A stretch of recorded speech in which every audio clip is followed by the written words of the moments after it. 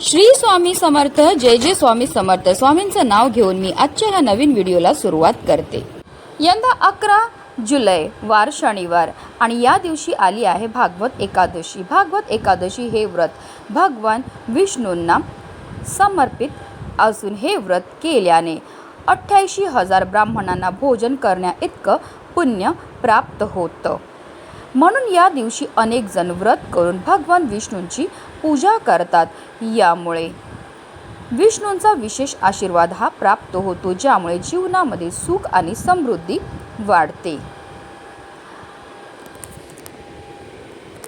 भागवत एकादशीचं व्रत हे त्याग, तपस्या आणि भक्तिरूपी पवित्रता साधण्यासाठी अतिशय महत्त्वाचं मानलं जातं. या दिवशी श्रीहरी विष्णूंच्या भजनाने व उपासनेने भक्तांच्या जीवनातील सर्व विघ्न दूर होतात.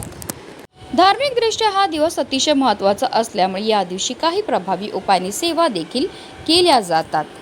आणि म्हणूनच आज भागवत एकादशीच्या दिवशी तुम्ही काही नाही केलं तरीही चालेल, पण संध्याकाळी कापूर सोबत जाळा. या तीन वस्तू जाळल्यामुळे आपल्या घरामध्ये असणारी जेवढी पण नकारात्मकता, इडापिडा, ग्रहदोष, वास्तुदोष, पितृदोष तर नष्ट होणारच आहे, पण आपलं 7 पिढ्यांचं दारिद्र्य नष्ट होऊन आपल्या घराची, आपल्या मुलांची, आपल्या पतीची भरभरून अशी प्रगती होणार आहे. तर त्या कोणत्या वस्तू जाळायच्यात, कोणत्या वेळेत जाळायच्यात, त्याबद्दल सविस्तर आणि महत्त्वाची अशी माहिती मी तुम्हाला या व्हिडिओमध्ये देणार आहे. तर व्हिडिओ पूर्ण पहा. आणि जर तुम्ही माझ्या चॅनलवर नवीन असतील तर चॅनलला सबस्क्राईब करा आणि शेजारी बेल आयकॉनसुद्धा प्रेस करा, जेणेकरून तुम्हाला माझ्या नवनवीन व्हिडिओचं नोटिफिकेशन हे मिळत राहील आणि तुम्ही एक पण व्हिडिओ मिस करणार नाही. आणि कमेंटमध्ये ओम नमो भगवते वासुदेवाय नमः लिहायला अजिबात विसरू नका. अगदी तुमच्यापासून माझ्यापर्यंत प्रत्येकजण खूप मेहनत करतो, खूप कष्ट करतो, जेणेकरून आपल्या आयुष्यामध्ये सुख समृद्धी नांदेल. पण बऱ्याचदा काय होतं ना, आपल्या घरामध्ये काही दोष असतात किंवा आपल्यामध्ये काही दोष असतात, त्यामुळे सुद्धा आपल्याला कोणत्याही क्षेत्रामध्ये यश मिळत नाही. आपण मेहनत तर करतो, कष्ट तर करतो, पण आपल्या कष्टाला आपल्या नशिबाची साथही मिळत नाही. आपल्या घरी पैसा तर येतो, पण आलेला पैसा टिकून राहत नाही. जर आपल्या घरामध्ये वारंवार भांडणं होत असतील, कलह होत असतील, आजारपण येत असेल, नवरा बायकोचं पटत नसेल, की आपली मुलं खूप चिडचिड करतात, हट्टीपणा करतात, आजारी पडतात, त्यांना केलेला अभ्यास लक्षात राहत नसेल, की आपली मुलं खूप शिकलेली आहेत पण त्यांना मनासारखी नोकरी प्राप्त होत नसेल, बऱ्याचदा मुलांच्या विवाह जुळण्यामध्ये समस्या येत असतील, संतान प्राप्तीमध्ये समस्या येत असतील, तर या प्रकारच्या समस्या का निर्माण होतात? तर त्या निर्माण होतात आपल्यामध्ये की आपल्या घरामध्ये असणाऱ्या दोषांमुळे. जर आपल्याला की आपल्या घराला नजर लागलेली असेल, कुंडलीमध्ये राहू, केतू, शनी या ग्रहांचे दुष्प्रभाव असेल, की घरामध्ये वास्तुदोष असेल, पितृदोष असेल, तर त्यामुळे सुद्धा या प्रकारच्या समस्या आपल्या जीवनामध्ये उद्भवत असतात. आणि या काही पवित्र तिथी आहेत आणि या तिथींना जर आपण काही प्रभावी उपाय केले तर त्यामुळे निश्चितच आपल्याला या सर्व दोषांपासून मुक्तता मिळण्यामध्ये मदतही मिळत असते.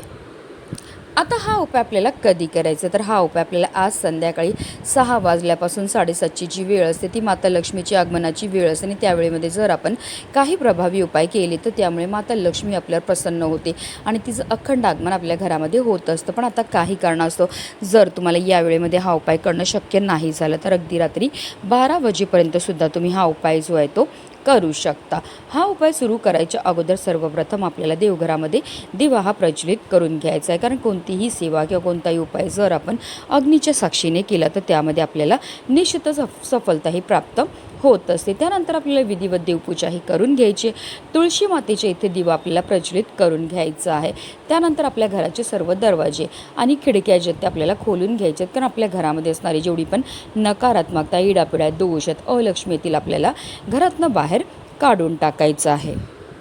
आता हा संपूर्ण उपाय आपण देवघरासमोर बसून करणार आहेत. हा उपाय करण्याकरता आपल्याला एक मातीची पंतीही घ्यायची आहे, कारण मातीच्या पंतीमध्ये सकारात्मक अशा लहरी असतात. मातीची पंती ही पंचतत्वापासून बनलेली असते. आता या मातीच्या पंतीमध्ये आपल्याला एक शेणाची गौरीही टाकायची. शेणामध्ये साक्षात माता लक्ष्मी निवास करते आणि घरामध्ये शेण जाळल्यामुळे आपल्या घरामध्ये असणारी जेवढी पण नकारात्मकता, इडापिडा, अलक्ष्मी ती घरातनं काढता पाय करून निघून जाते. आता या शेणाच्या गौरीवर आपल्याला 5 भीमसेनी कापूरच्या वड्या ह्या ठेवायच्यात. मी प्रत्येक उपायामध्ये नेहमी सांगत असते की आवर्जून आपल्याला भीमसेनी कापूरच वापरायचे, कारण तो नैसर्गिकरित्या बनलेला असतो. त्याच्यामध्ये जे तत्व असतात ते आपल्यामध्ये आणि आपल्या घरामध्ये घरामध्ये असणारी जेवढी पण नकारात्मकता, इडापिडा, ग्रहदोष, वास्तुदोष, पितृदोष दूर करण्याकरता अतिशय प्रभावी मानला जातो. त्याचबरोबर आपल्याला 5 लवंगा आणि 3 हिरव्या वेलची सुद्धा घ्यायच्या. ज्या लवंगा आणि हिरव्या वेलची आपण घेणार आहे ते व्यवस्थित पाहून घ्यायच्या. त्या अखंड असाव्या, कुठेही तुटलेल्या, फुटलेल्या किंवा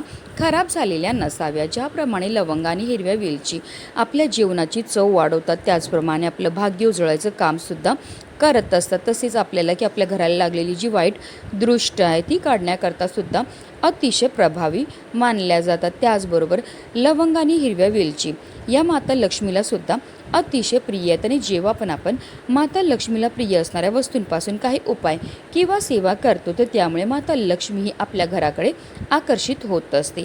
आता या लवंग आणि हिरव्या वेलची सुद्धा आपल्याला त्या मातीच्या पंतीमध्ये नेऊन टाकायचे आहेत.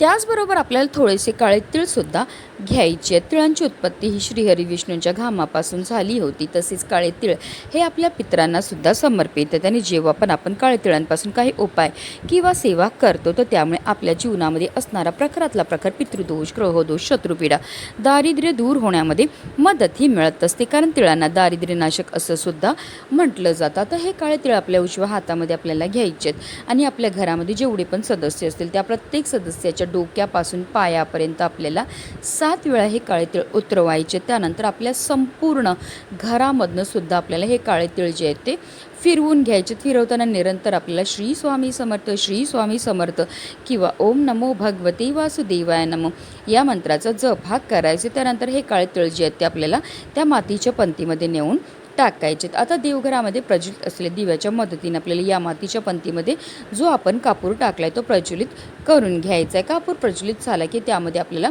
थोडंसं तूप देखील टाकायचं. तूपसुद्धा माता लक्ष्मीला आकर्षित करण्याकरता अतिशय प्रभावी मानलं जातं. तूप टाकल्यामुळे प्रचंड धूर हा निर्माण होतो. काही वेळाकरता ही मातीची पंती जी आहे ती आपल्याला देवघरामध्येच ठेवायची. त्यानंतर ही मातीची पंती जी आहे ती आपल्याला तिकडनं उचलायची आणि याचा जो धूर आहे तो आपल्या संपूर्ण घरामध्ये आपल्याला फिरवायचा. फिरवताना निरंतर आपल्याला ओम नमो भगवते वासुदेवाय नमो या प्रभावी मंत्राचा जप हा करायचा. संपूर्ण घरामध्ये हा धूर फिरवून झाल्यानंतर आपल्याला आपल्या मुख्य प्रवेशद्वाराच्या उंबरठ्यावर बरोबर मधोमध नेऊन या मातीच्या पंतीला ठेवायचं. जिथपर्यंत कापूर प्रज्वलित आहे तिथपर्यंत निरंतर आपल्याला मंत्राचा जप हा करायचा आहे.